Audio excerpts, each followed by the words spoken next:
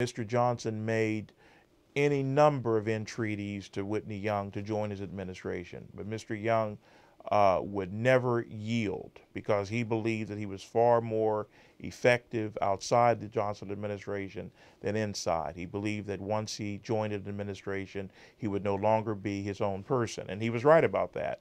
And he valued his role as an outsider, so that when things went awry, he was free to be a critic and free to even to chastise his friend Lyndon Johnson. When the Civil Rights Act of 1964 was passed, Whitney Young put the National Urban League on notice that he wanted every title of that legislation to be investigated to see if it was being implemented. For example, there was a proviso making sure that there was equal access for blacks to hospitals and to health care and so forth. And the Urban League produced a whole host of reports showing that in a number of sections of the country that was not being adhered to.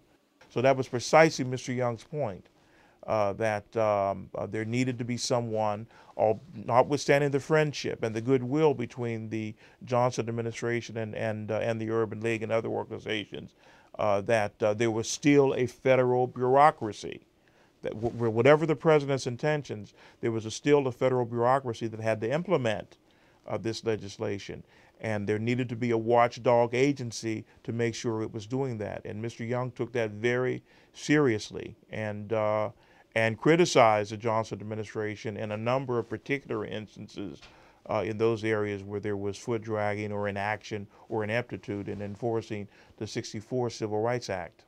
He argued that social work education needed to emphasize to social work practitioners. It was not their task to get their clients either in group work or in individual work, to get their clients and their constituents to adjust to unhealthy circumstances. The social worker also had the obligation to change the circumstances that others wanted their clients to adjust to.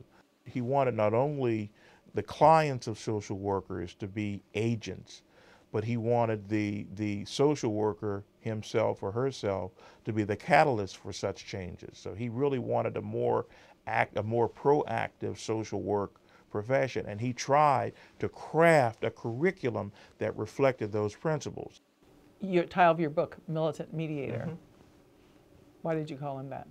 Because this was a man who had very strongly held principles, advanced them very forcefully, but at the same time recognized that it was important to bring other people who were initially resistant along.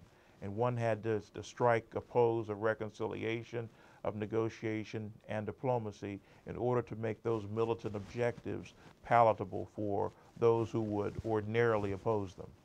So it showed, I'm trying to capture the tension between these principles and the methodologies, and his efforts to keep those tensions in check in order to achieve a larger objective.